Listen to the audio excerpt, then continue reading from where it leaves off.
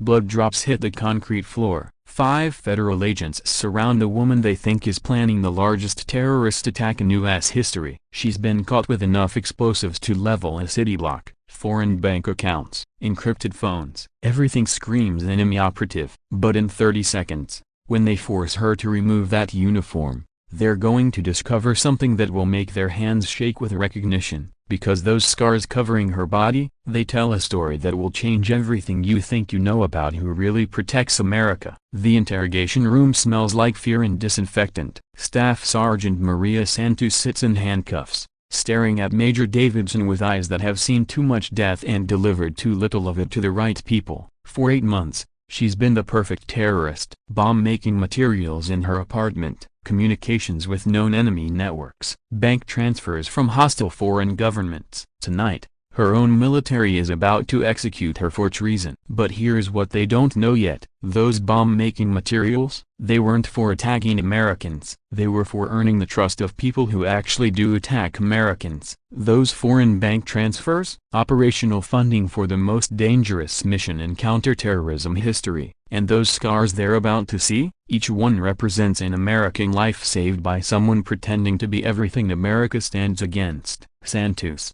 Major Davidson circles her chair like a shark. We've got you dead to rights, explosives, foreign financing, terrorist communications. You're looking at the death penalty. Maria doesn't flinch. She's been shot at by better men than Davidson. Major, I need to contact Colonel Martinez at Joint Special Operations Command. Classification level exceeds your clearance. Davidson laughs. It's not a happy sound. Terrorists always claim they work for someone important. Strip search, full cavity. Look for concealed weapons and identifying marks. Here's where it gets interesting, because in about 60 seconds, when Maria's shirt comes off, 4 federal investigators are going to see something that will make them question everything they think they know about this case. But first, let me tell you why she's really here. 8 months ago, Maria Santos volunteered for a mission that would require her to become the most convincing terrorist in American custody. Not act like one, become one, live like one, think like one, convince networks of actual terrorists that she was ready to kill Americans for their cause. The psychological cost? Most people would break in 2 weeks. The operational results? She's prevented attacks that would have killed thousands of Americans across 14 military installations. But tonight,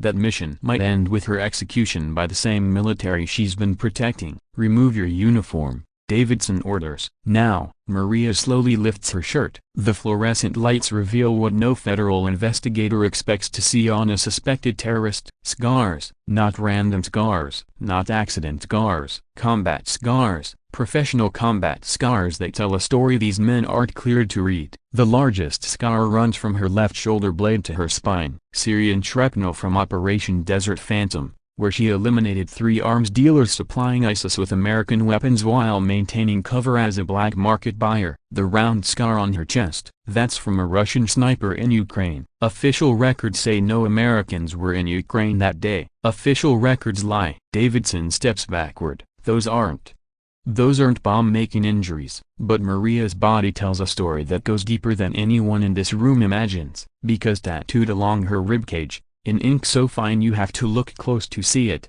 are coordinates, GPS locations where she eliminated high-value targets while maintaining terrorist cover. Service dates from operations that don't exist in any official database. Unit insignia that would require presidential clearance to discuss. Major, Maria's voice carries authority now. The explosives you found were tools for maintaining credibility with networks planning real attacks on American forces. The foreign money was operational funding for the most successful counterterrorism infiltration in recent history. Davidson's hands are shaking now, because he's starting to understand that they might have just captured someone whose actual job is preventing the exact attacks they think she's planning. Santos, if this is true, why isn't there any record of your mission in our databases? Because, Major, some missions are so classified that even the people trying to stop them don't know they exist. The interrogation room door opens. Colonel Patricia Martinez enters with the kind of authority that makes federal investigators suddenly realize they've walked into something way above their pay grade. Gentlemen, You will cease all interrogation activities immediately. Staff Sergeant Santos is conducting the presidential-level classified operation. Davidson's world tilts. Colonel Santos was caught with bomb-making materials and terrorist financing. She's planning coordinated attacks on American installations. Colonel Martinez examines Maria's scars with recognition that comes from authorizing the missions that created them. Major Staff Sergeant Santos isn't planning terrorist attacks. For 8 months, she's been preventing them by infiltrating the networks that do. Every scar on her body represents an American life saved through operations that officially never happened. The colonel's words hit the room like a physical force. Because here's what Maria Santos has really been doing for the past 8 months. She's been living with terrorists, eating with them, planning with them, convincing them she wanted to kill Americans just as much as they did, all while gathering intelligence that's prevented 14 separate attacks on U.S. military installations. The bomb-making materials? She had to learn to build real bombs to convince real terrorists she was one of them. The foreign money? Operational funding that had to look exactly like terrorist financing to maintain her cover. The communications? Intelligence reports disguised as terrorist coordination that saved hundreds of American lives. The intelligence Santos gathered, Colonel Martinez continues, has prevented attacks that would have made 9/11 look like a warning shot. Car bombs at military family housing. Coordinated strikes on base commissaries during peak hours. Chemical weapons attacks on training facilities. But here's the cost of that success. For 8 months, Maria Santos has had to suppress everything she believes in order to convince enemies of America that she was willing to kill for them. She's attended planning meetings for attacks on American soldiers. She's watched recruitment videos showing dead Americans. She's had to smile and nod when terrorists celebrated successful attacks on U.S. forces. The psychological damage from that kind of operation? Most special operations psychologists say it's impossible to recover from. But the operational results speak for themselves. 14 prevented attacks. Hundreds of American lives saved. Terrorist networks dismantled from the inside by someone willing to sacrifice her sanity, her identity, and potentially her life to protect fellow Americans. Santos will receive recognition appropriate to her service, Colonel Martinez says, but that recognition must remain classified to protect ongoing operations against terrorist networks that continue targeting American installations. The colonel leaves. 4 federal investigators stand in stunned silence, looking at a woman they almost executed for being too good at the job they didn't know she was doing. But Maria Santos's story doesn't end here, because 2 weeks later, she'll return to deep cover operations that don't officially exist.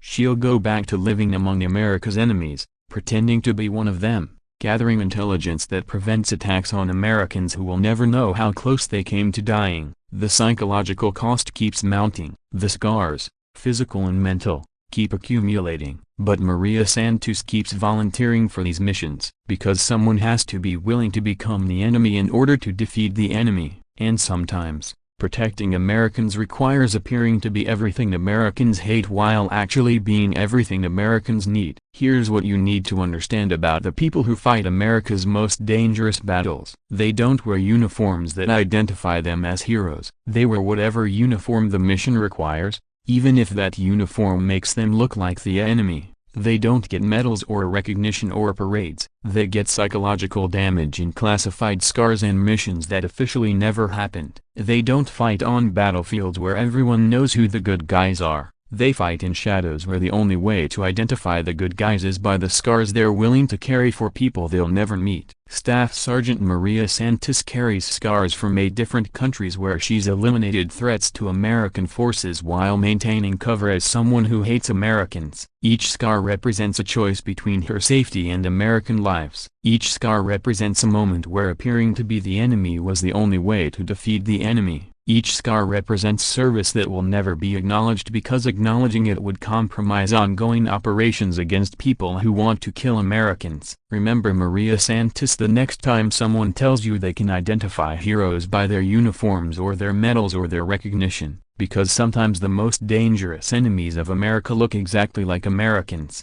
and sometimes the greatest defenders of America have to look exactly like America's enemies. The people fighting America's most classified battles don't get to choose between being heroes and appearing to be villains. They have to be both. And the scars they carry tell stories that will remain classified long after the people who created them are gone. But those stories matter, because every scar represents Americans who went home safely because someone was willing to carry physical and psychological damage that most people couldn't survive. That's what real service looks like when the battles are fought in shadows and the victories can never be celebrated and the heroes have to remain hidden even from the people they're protecting. Where the most important battles are fought by people whose service will never be fully recognized, but whose scars tell stories of sacrifice that protected Americans from threats they never saw coming.